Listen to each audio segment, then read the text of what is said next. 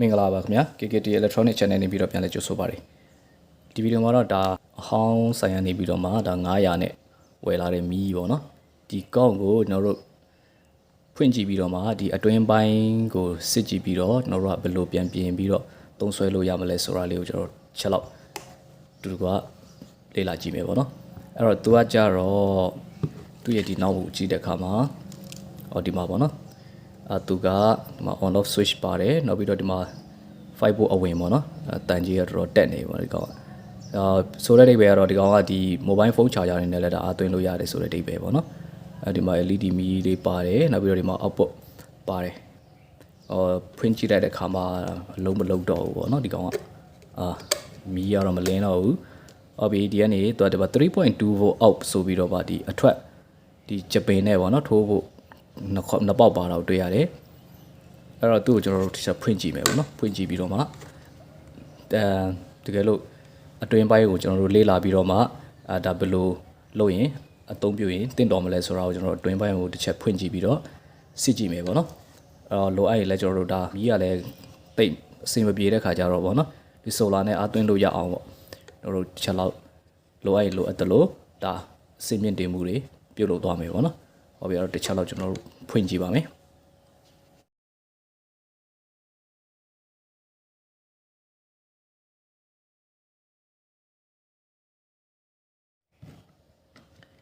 တွင်းပိုင်းကတော့ဒီလိုလေးရှိတယ်ပေါ့နော်အဲ့တော့သူ့ကိုချက်လောက်ဖြုတ်ကြည့်မယ်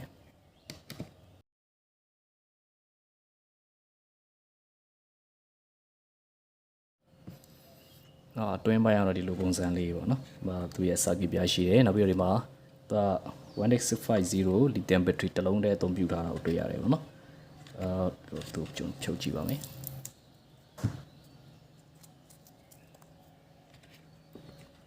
ဖုန်းလေးတော့တက်နေပြီနော်ဘက်ထရီရလည်းပြုတ်ဘက်ထရီရလည်းတော်တော်လေးကိုစုပ်ပြတ်တက်နေပြီနော်ဒီပါခွန်နေတော့သူရဲ့ဒီကခွန်နေတော့ကိုတို့ပြုတ်နေပြီပေါ့နော်ဘိုးကတော့ထွက်သေးလားတော့မသိဘူးဒီမှာမီးပြားကနေအဝင်ကျိုးတွေလည်းပြုတ်နေတယ်ပေါ့နော်ဟုတ်ပြီအဲ့တော့သူ့တစ်ချက်လောက်ကျွန်တော်တို့ကကောင်းမကောင်းကိုကျွန်တော်တို့ဒါလေးတွေကိုပြန်တက်ပြီးတော့မှာပေါ့နော်ကျွန်တော်တို့တက်ခဲနဲ့ကျွန်တော်တို့စမ်းကြည့်မယ်ပေါ့နော်အဲ့တော့သူကျွန်တော်တို့ကောင်းမကောင်းကျွန်တော်တို့မှာဘက်ထရီကတော့ဒါအဆင်မပြေတော့ဘူးပေါ့နော်အဲ့တော့ဒီကောင်းကိုယူပြီးတော့ဒီကားလေးတွေကိုခဲပြန်တိုးပြီးတော့မှကျွန်တော်တို့စမ်းကြည့်မယ်ပေါ့နော်ဟုတ်ပြီအဲ့တော့ circuit ပြားကိုကြည့်တဲ့အခါမှာဒီကောင်ကဒီကောင်က minus 2ဟုတ်ပြီအဲ့တော့ minus ဖြစ်တဲ့အတွက်ဒီမှာက circuit ပြားကိုကြည့်တဲ့အခါမှာ minus ဖြစ်တဲ့အတွက်ဟုတ်ပြီဒီအဖြူကဒီမှာသူ့ရဲ့ဘုတ်ပေါ်မှာရေးထားတယ်ပေါ့နော်ဒီမှာ minus လို့ပြောတဲ့အတွက်ကြောင့်ဒီဂျိုးဒီက minus နဲ့လာပြီးတော့ဒီမှာချိတ်ဆက်ပေးရမယ် L minus ပေါ့နော်အဲဒါချိတ်ဆက်ပေးရမယ်ဒီကောင်ကအနီဂျိုးကဒီမှာသူရေးထားတယ်W plus ဆိုတဲ့အတွက်ကြောင့်ဒီအနီဂျိုးကဒီမှာဒီ W plus ဆိုတဲ့ဒီခဲလေးနဲ့ပေါ့နော်ကျွန်တော်ပြန်ဆက်ပေးရမယ်ပေါ့နော်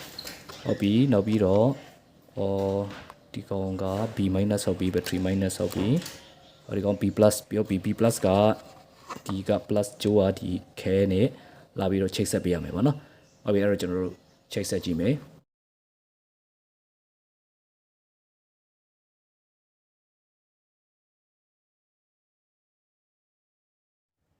အဲ့တော့ဒီမှာတက်ခင်းနဲ့ချိတ်ကြည့်မယ်အဲ့တော့ကလုတ်ဖွင့်ကြည့်မယ်ပေါ့နော်ကလုတ်ကလည်းနည်းနည်းမာတန်ကြီးကတက်နေတော့မာနေโอเคရပါတယ်ပြီးအဲ့ပါပေါ့နော်လင်းကတော့တော်တော်လေးကောင်းပါတယ်ရတယ်ပေါ့နော်အဲ့တော့ကျွန်တော်တို့ကသူ circuit ပြားတွေလည်းကောင်းသေးတယ်မီးရလည်းကောင်းသေးတယ်ပေါ့နော်အဲ့လိုဆိုရင်ကျွန်တော်တို့ကအားအကြာကြီးခံအောင်သူ့ကိုကျွန်တော်တို့လည်းအဆင့်မြင့်တင်မှုတွေလုပ်ပါမယ်အဲ့တော့ဘယ်လိုလုပ်မလဲဆိုတော့သူ့မှာ original ပါတာကတစ်ခဲတစ်လုံးပဲပါတယ်ဗောနော်တစ်ခဲတစ်လုံးလဲဆိုတော့သူကအကြာကြီးခံမှာမဟုတ်ဘူးအဲ့တော့ကျွန်တော်တို့ကဒီ solar နဲ့ပါအသွင်းလို့ရအောင် charging system ပေါ့နော်ကျွန်တော်ကဒီမှာသူ့ရဲ့ 5 volt အဝင်ပေါ့ဒီကနေ mobile charger နဲ့ 5 volt အဝင်ကနေအားမသွင်းတော့ဘူးဘာကြောင့်လဲဆိုတော့ကျွန်တော်က battery ကိုလည်းပဲဒါ2000 mAh ပေါ့နော်ဒီ Samsung battery ကိုကျွန်တော်၄လုံးလောက်ဒီမှာစက်နေပေါ့နော်၄လုံးလောက်စက်နေဒါတွေအကုန်လုံးကိုဖြတ်ပြီးတော့မှဒီမှာ၄လုံးလောက် battery တွဲပြီးတော့တတ်လိုက်မယ်ပြီးတော့သူ့ကိုအပြင်ကနေပဲကျွန်တော်တို့ solar နဲ့အားသွင်းလို့ရအောင်လို့ပဲပေါ့နော်လုံးဝဒီ solar မီးတခုအနေနဲ့ပဲကျွန်တော်တို့သုံးမယ်ဒီကနေအားသွင်းခြင်းနဲ့ဆိုရင် mobile charger နဲ့အားသွင်းမယ်ဆိုရင်တော့ရတော့ရမယ်ဒါပေမဲ့တက်ကဲက၄လုံးဖြစ်တဲ့အတွက်ကြောင့်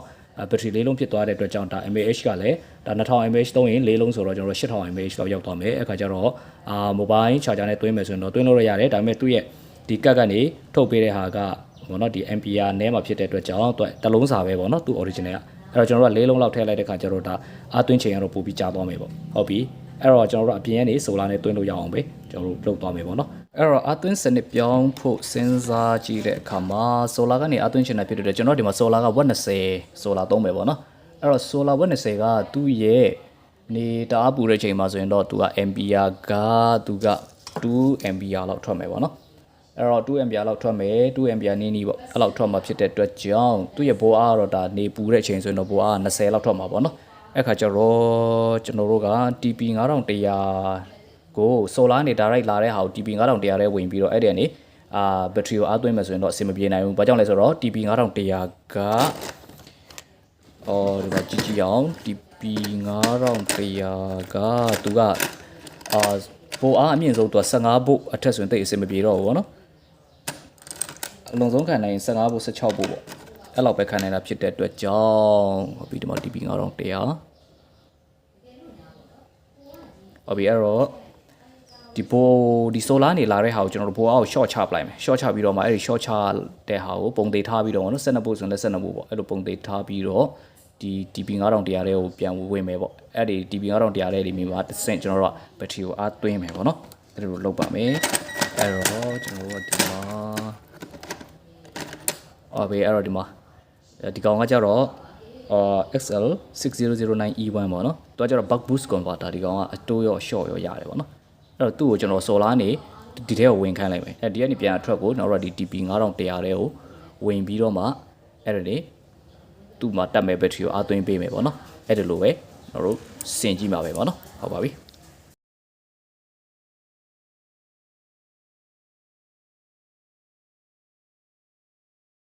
အဲ့တော့ဒီမှာကျွန်တော်တို့ဒီထဲကိုမစင်ခင်ပြန်နေစမ်းကြည့်မယ်ပေါ့နော်ဒီမှာတော့သူ့ကို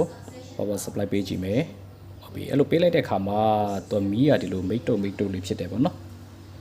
အဲ့လိုဖြစ်ရတာဘာကြောင့်လဲဆိုရင်ကျွန်တော်တို့ကဒီကနေအထွက်က12ပို့ချိန်ထားတာပေါ့နော်12ပို့မချိန်ပဲနဲ့သူက 1s ကိုပဲသွင်းမှာဖြစ်တဲ့အတွက်ကြောင့်ဒီကနေဒီ buck converter ပေါ့နော်ဒီ buck boost converter ကနေအထွက်ဒီ TP 9100ထဲကိုဝင်မဲ့အဝင်ကိုကျွန်တော်တို့က5 volt လောက်ပဲထားမယ်ပေါ့နော်အဲ့တော့ဒီ 1s lithium battery ရဲ့full charge voltage က 4.2 ပဲရှိတယ်အဲ့ခါကျတော့ကျွန်တော်တို့က5 volt ထိကျွန်တော်တို့ဒီ TP 9100ထဲကိုအဝင်ထားကြည့်မယ်ပေါ့နော်အဲ့ဒါလိုထားကြည့်ရောဒီ charging ကဒီကသူအပြာရောအနီရောလင်းနေတယ်ဆိုတာကဒါပုံမှန်အားမသွင်းပေးဘူးပေါ့နော်အဲ့တော့သူအားသွင်းတဲ့ charging အချိန်တွေမှာဆိုရင်တော့ဒါလုံးဝကိုအနီရောင်ပဲဖြစ်နေရမယ်ပေါ့နော်အဲ့ခါကျတော့ဒီ volt တွေကိုကျွန်တော်5 volt လောက်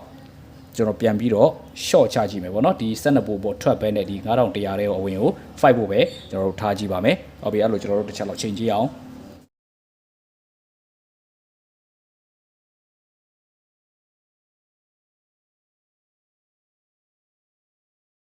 ဟုတ်ပြီ okay 5.3 ရပါတယ်ကိစ္စမရှိပါဘူးအဲ့ဒီလိုထားလိုက်လို့ရှိရင်ဒီမှာသူက charging ကလုံးဝကိုဒါအလုံးကောင်းမွန်လုံးတာကိုတွေ့ရတယ်အဲ့တော့သူ့မှာခုနကဒီအပြာမီးလင်းတာတွေမရှိတော့ဘူးတော့အနီတစ်ခုတည်းပဲလင်းတယ်ပေါ့နော်ဒီအနီတစ်ခုတည်းပဲလင်းတာဒါ charging အချိန်နေအဲ့တော့အပြည့်သွားရင်ဒီကောင်ကအပြာရောင်ပြောင်းသွားမယ်ပေါ့နော်အဲ့လိုအပြာရောအနီရောနှစ်ခုပေါင်းပြီးတော့လင်းနေတယ်ဟဲ့ဆိုတော့ဒါအားသွင်းတဲ့နေရာမှာပြဿနာရှိလို့ပေါ့နော်အဲ့တော့ကျွန်တော်တို့ကဒီကနေအထွက်ကိုဒီ TP 9100ထဲကို12 volt မထားဘဲနဲ့ဒီ5 volt ထားမယ်1s ကိုသွင်းမှာဖြစ်တဲ့အတွက်5 volt ထားမယ် 2s ကိုသွင်းမယ်ဆိုရင်ကျွန်တော်တို့ 8.4 volt လောက်ထားမယ်ပေါ့နော်အဲ့ဒါဆိုရင်တော့ဒါဒီကတ်ကပုံမှန်အလုပ်လုပ်ပါလိမ့်မယ်အဲ့တော့ဒီမှာဆင်လို့တော့ပြီးသွားပြီပေါ့နော်အဲ့တော့ဒီမှာကဒီကနေ solar တွေကနေဝင်မယ်ပေါ့နော်ဒီမှာပေါက်ဖောက်ထားပြီးတော့မှဒီ buck boost converter တဲ့ဝင် buck boost converter တဲ့ကနေအထွက်ကိုမှ TP 9100တဲ့ဝင်အဲ့ဒီနေမှာ battery ကိုအားသွင်းပေးမယ်ပေါ့နော်သူ့ရဲ့ charging system ကဟုတ်ပြီအဲ့တော့ဒီ TP 9100တဲ့ကိုအဝင်ကိုကျွန်တော်က 6.2 volt ထားတယ်ပေါ့နော်ဒီကနေတော့ဒါ solar ဝင်ရတော့ဒါနေပူတဲ့ချိန်မှာတော့ဒါနေပွေးပူတလို့ပေါ့အမျိုးမျိုးပြောင်းသွားနိုင်တယ်ပေါ့နော်ဟုတ်ပြီအဲ့တော့ဒီမှာကမီးကိုကျွန်တော်ဒီမှာသူ့ရဲ့ LED bi color LED လေးပေါ့နော်ဒီမှာအပြင်မှာထုတ်ထားတယ်ဟုတ်ပြီတော့ charging အားသွင်းနေတဲ့အချိန်မှာဆိုအနီရောင်ဖြစ်မယ်အားပြည့်သွားရင်တော့အပြာရောင်ပြောင်းသွားမယ်ပေါ့နော်ဟုတ်ပြီအဲ့တော့ကျွန်တော်တို့တစ်ချက်လောက်သူကဘက်ထရီအားတော့မရှိဘူးပေါ့နော်စမ်းကြည့်တဲ့ဖွင့်ကြည့်အောင်မီးကိုโอเคဒီရတော့လင်းပါတယ်နော်သူခလုတ်2ဆင့်သူဒီပထမတစ်ဆင့်ရကြတော့သူအဖြူရောင်တွေကိုပဲလင်းတယ်ဒုတိယတစ်ဆင့်ဆိုရင်တော့သူအဖြူရောအဝါရောနှစ်ခုလုံးလင်းနေပေါ့နော် LED ကဟုတ်ပြီအဲ့တော့ဒါစင်ပြေတယ်ပေါ့နော်โอเคအဲ့တော့သူ့ကိုအတွင်းထဲကိုထည့်မယ်ပြန်ပြီးတော့ပိတ်မယ်ပေါ့နော်ပိတ်ပြီးတော့ကျွန်တော်တို့ solar နဲ့စမ်းပြီးတော့တွင်းကြည့်မှာဖြစ်ပါတယ်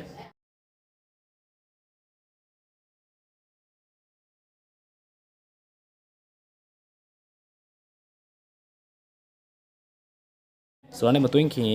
သူကဒီမှာUSB output ပါတယ်ဗောနော်အဲ့တော့ဖုန်းအားသွင်းကြည့်မယ်ဗောနော်ဘယ်လိုအခြေအနေရှိမလဲရမလားဗောကောင်းသေးလားဗောသူဖုန်းအားသွင်းတဲ့ဟာဖုန်းအားသွင်းလို့အဆင်ပြေပါတယ်ဟုတ်ပါပြီquick chat တော့မရဘူးဗောနော်ဟုတ်ကဲ့ဗောအဲ့တော့ဒီမှာ solar ပြားဝက်20 solar ပြားလေးနဲ့ကျွန်တော်ချိတ်ဆက်ကြည့်မယ်ဗောနော်နေရတော့လုံးဝမပူတော့ပါဘူးနေကြမှာမိုးကအုံပြီးမိုးရွာမလို့ဖြစ်နေဗောနော်ဟုတ်ပြီအဲ့တော့ဒီမှာ120 solar နဲ့ဒီမှာချိတ်ဆက်ပါမယ်ချိန်လိုက်ပြီပေါ့နော်အဲ့တော့ချိန်လိုက်တဲ့အခါ okay ဒီမှာ indicator မီးလာပြတယ်မီးနီလေးလင်းနေပေါ့နော်ဒါ charging လုပ်ပေးနေပါတယ်အနေပူမယ်ဆိုရင်တော့ဒါအားများများနဲ့ကျွန်တော်တို့အားသွင်းပေးနိုင်မယ်ပေါ့နော်ဟုတ်ပါပြီအဲ့တော့ဒါကျွန်တော်တို့ဒီ solar 120နဲ့ဒီကောင်းနဲ့တို့တွဲဖက်ပြီးတော့မှဒါအင်မတန်အသုံးဝင်တဲ့ဒါ solar မီးတစ်လုံးရသွားပြီပေါ့နော်ဖုန်းအားသွင်းလို့လည်းရမယ်နောက်ပြီးတော့မှမီးထွန်းလို့လည်းရမယ်ပေါ့နော်ဟုတ်ပြီအဲ့ပါဘက်ထရီက4လုံးသုံးထားတာဖြစ်တဲ့အတွက်ဒါတညာလုံးကြီးပါအဆင်ပြေပြေနဲ့အသုံးပြုလို့ရမှာဖြစ်ပါတယ်ဟုတ်ပါပြီအဲ့တော့အဲ့မှာပေါ့နော်ဒီ indicator မီးကလည်းလင်းနေတယ်အဲ့တော့ charging ကောင်းကောင်းဝင်ပါတယ်ပေါ့နော်အဲ့မှာဟုတ်ပြီဒါဆိုရင်ဒီကနေ့ကျွန်တော်ပြင်ပြပေးခဲ့တဲ့အကြောင်းအရာလေးကိုကြိုက်နေတဲ့မယ်လို့ထင်ပါတယ်အဲ့တော့ကျွန်တော်တို့နောက်ဗီဒီယိုတွေမှာဒီထက်ကောင်းတဲ့ဗီဒီယိုတွေနဲ့ကျွန်တော်တို့ပြန်ပြီးတော့တွေ့ပါမယ်ဟုတ်ပြီကြည့်ရှုပေးတဲ့လူအားလုံးကိုကျေးဇူးတင်ပါတယ်ခင်ဗျာ